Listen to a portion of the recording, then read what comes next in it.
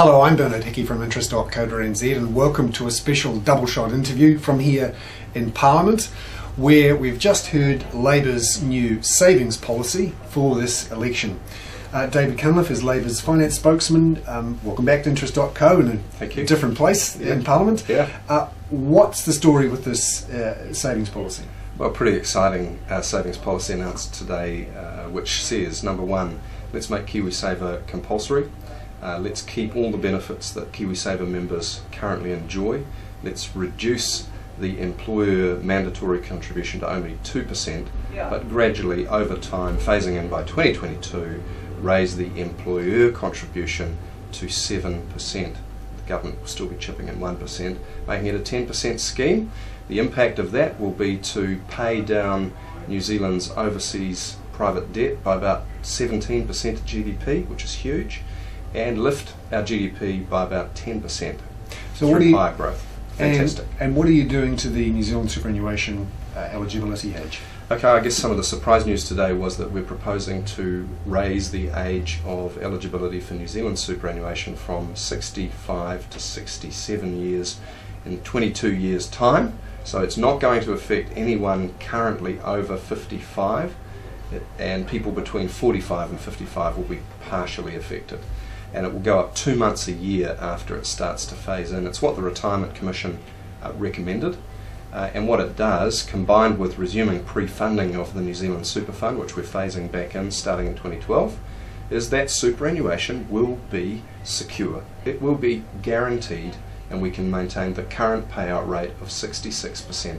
This will mean some people have to work for an extra couple of years, particularly those in manual work, a lot of Māori and women, maybe disadvantaged here. What are you doing for them? Yeah, that's a really important question, and one that we've spent a lot of time designing a solution to.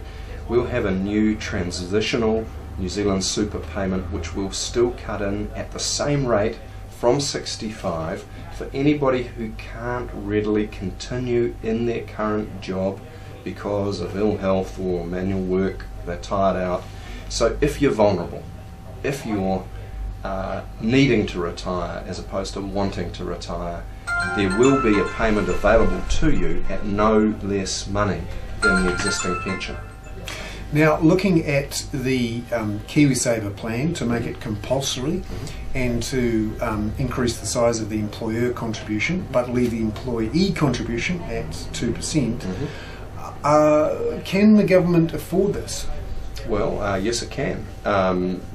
In fact, I mean, this is quite affordable for the government. The total cost is only around $370 million a year, which is provided for within the current operating allowances of the current budget. So it's all been fully budgeted for, and the amount that it creates, along with the superannuation change, by reducing our overseas debt, appropriate to say this on interest.co, but it will reduce interest rates. That will reduce exchange rates. That will mean we export more and we reduce our current account deficit, and we will grow more. In fact, the Savings Working Group, on quite similar assumptions of total savings increase, projected that by 2023 the New Zealand GDP would grow an extra 10% because of this type of change. So, you know, whether it's an employer thinking, where am I going to find the money, or the employee worrying that it's all coming out of their wages, that kind of extra growth means everybody's going to be better off in the end. But there is a cost of about $2 billion in total over that 6 to 7 years in terms of government subsidies for KiwiSaver, because more people will go in, and there'll still be a tax credit of some sort. That $2 billion, surely that's $2 billion that we might not have borrowed or might have been able to use to save in government savings and government surpluses. Well, it's technically true to say that that is government expenditure, government dis-saving. It makes it sound a lot to say $2 billion, but as you said, that's spread over a number of years. It peaks at around $370 a year, and that's within the existing current 2011 budget allocation, and we can do that within, so it's not expanding the budget by any more. That's the first point.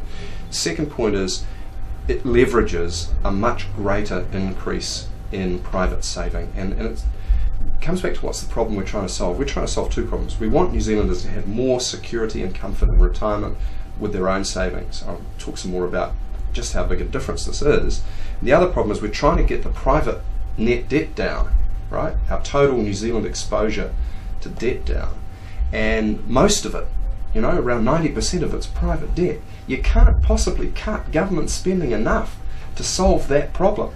That's the second thing. The third thing is both Labour and our opponents currently in government are proposing to be very, very tight on expenditure, and we're both planning to reduce net government debt to zero in the planning period.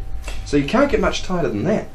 The other things you're planning to do is to restart contributions to the New Zealand Superannuation Fund. We are. Which some people describe as the Cunliffe Fund. Isn't that going to cost a lot of money as well? We'd be borrowing money to put money into a super fund? Well, yeah, but when you dig underneath that, some things are really clear. Firstly, it makes no difference at all to the government's net debt. In fact, it might reduce it, because any borrowing that it takes off is at least offset by the financial assets that it builds up in the fund. And history's shown us, and the plans of the fund make clear, that they will earn a higher rate of return on average than the Crown's sovereign cost of borrowing. Alright, so in a sense, the taxpayer's winning on the difference between what the government can borrow for and the returns that the super fund can invest for. It's not completely without risk, but the risk is low on a fund that size. So that's really important. The final thing on that is we're essentially, as you would in a business, matching the life of an asset to the life of the liabilities. So we know you and I are going to retire in whatever it is, yourself in 2 years' time, me in 25 years' time, and we're going to be needing some superannuation at some point, yourself in 35 years, me in 20 years, or whatever it is, And at that point, we will become a liability on the state. And it's really important that the government has financial assets to cover that, and this achieves that. And finally, most Kiwis who own a house, say, have a mortgage, right? Most of them also have savings. So it's not uncommon for people to carry debt and save because one's more liquid than the other. One of the complaints about the Australian scheme, Yep. which is what you're pushing us towards, Yep. is that it's created a bunch of Macquarie millionaires, a lot of fund managers Yep. and investment bankers around the fringes, Yep. who've made out like bandits because so much money being pumped in there, and it's money that you don't have a choice to do. You're forced to put it into those funds. Okay, so let me say a couple of things really clearly because they're very important. I'm glad you asked the question. First is, the money's not government guaranteed. It can't be. Second point, we are going to regulate carefully the financial sector to make sure, number one, complete transparency of fees and charges. Number two, there's no gouging, that fees and charges are set at a modest level. Number three, that we'll create some very low risk, very low cost funds, particularly those investing in New Zealand government bonds, which we're keen to encourage some recycling into that. And the regulatory framework will, as I say, come down really hard if there's gouging. So people will have choice. They can either invest in a very low risk, very low cost fund, or they can incur slightly higher fees for more active management. That'll be up to them. They have to be in the fund, but they can choose how they play in the fund, just as they do now. Now, the other issue that some people have said is that KiwiSaver is an expensive way to increase your national savings rate, that you're much better off simply reducing government borrowing. What's your view on that? That ignores the multiplier. A small amount of government incentive can create a whole lot more private saving. So KiwiSaver is, I think, well designed. It's pretty efficient, and the proposals that we've outlined today increase the savings rate by 4 times as much as the auto-enrolment plan that the government announced last week. So this is a slam dunk. This is a fantastic way to reduce private overseas debt, to build up a pool of investment capital that would be great for local business. Because our overseas debt goes down, our interest rates go down, our exports go up, manufacturing gets back on its feet, more people are in jobs, wages go up, and we turn a doom loop, a downward cycle, into a positive cycle, and we get New Zealand going again. This is politically risky, I admit, but this is the right thing to do.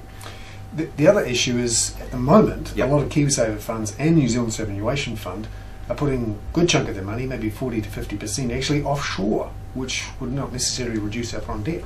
Well, there will always be some spread of risk, and we're not going to prohibit that, but we will be encouraging more funds into domestic capital markets and domestic business investment. Part of the way we've done that is to put capital gains tax in, which will reduce the tax bias in favour of property, and there will be more details of how we're going to improve that flow in our economic developments policies, which we'll be launching in roughly about 2 to 3 weeks from now. So that's the next set of policies that are part of a, I think, carefully thought through sequence which give you the answer to that question. David Cunliffe, the Labour finance spokesman there, talking about Labour's savings policy announced today. I'm Bernard Hickey from interest.co.nz here in Parliament with another of our double shot interviews. Thank you.